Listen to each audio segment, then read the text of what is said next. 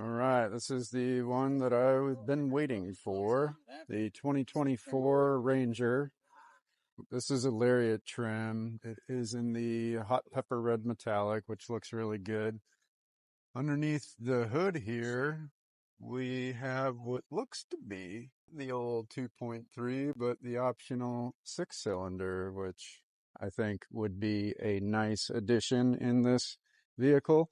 The headlights, you got performance LEDs there, look really good. You know, nice line into the body there. Front bumper, pretty cool. This is definitely a street queen. You know, this doesn't have the off-road package or anything like that. But chances are the vast majority of buyers are not going to be taking it off-road anyways. So the old Ford emblem looks good. The grill, pretty nice. You know, this is bare bones. I would have expected a little something more out of the Lariat, but they made the kind of safe decision. They didn't want it to be too blingy, like something like the Denali, right, where it's just a bunch of chrome. People are losing their love of chrome, that's for sure. Got daytime running lamps down there. Overall, the front fascia and everything, the setup, I think that this is a huge improvement over the previous body style. So these wheels look a bit cheap, to be honest with you. They're not that great of quality. I like to see what kind of brakes you get, you know, just some bare bones basic stuff. I wish they had this out. But you do have all around disc brakes, which obviously you should. What do you think of this side profile? It's all right. I don't know. I mean, it's relatively safe, but you do have a nice step side here, getting into the bed, revealing all that. We'll see. This is the soft touch down. So this is what your tailgate and your rear bumper looks like. So you have a tow hitch built in there, and then your trailer brake power option. Let's see what we got. Yeah, soft to close. Nice. This one does have the spray and bed liner option. You do have dual power out here. Looks like, yep, 12 volt, and then your standard outlet. Pretty nice.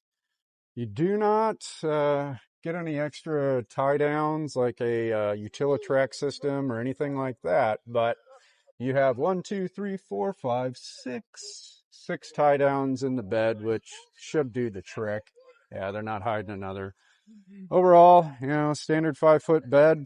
It does look a bit wider than the outgoing model, and it's not sprung so high that it's ridiculous, but it does, I would say it does sit a little bit higher than something like the Colorado or the Tacoma. But that's just, Ford just does that. I don't know. I think that they're going after additional payload or something like that. But you really don't get much. I'll let these people check out the front interior. But in the back, pretty nice seats with this Lariat trim. Do have a very solid thunk, if you will. When you shut the door, it does seem like it's pretty high quality, particularly for Ford, that's not really their strong suit. But yeah, overall, good car, man. I'm excited to test drive this, particularly this one with the optional V6. You do have a soft touch on the doors. These are your regular parts bin materials for the switches, the window switches, and everything like that. Obviously, power mirrors. You do have 1, 2, 3 memory seats, which is nice. Coming over, this is what we're really looking for. Going in, starting off at the dash, check out those new vents. That is a really cool look.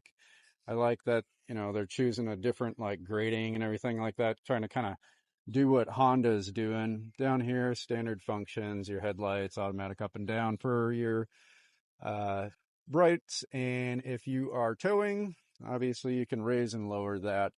Moving into the steering wheel here, this is your pretty standard Ford steering wheel, you know, nothing too crazy. They didn't venture out that much. I can't remember what size display that is, but it is relatively large. I think it might be a 14-inch display. It's pretty huge. I do like this new controller here. So it's your little move back and forth deal instead of a traditional shifter.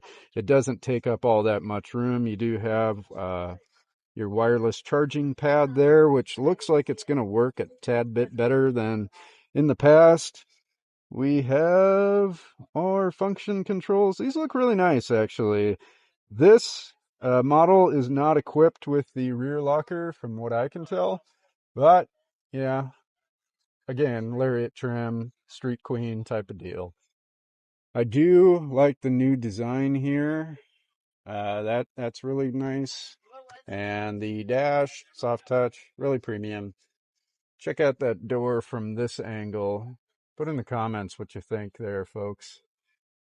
No sunroof, even in the Lariat, man. That's $1,000 option with Ford. So a lot of people opt out of the sunroof because that is quite a bit of money for something that should come standard equipment.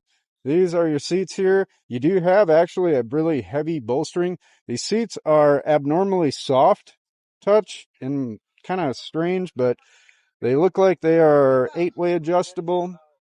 I do appreciate that you do have a nice bolstering though, and they are relatively comfortable. I don't believe that these ones are ventilated. Right in the back, you do have a bench seat.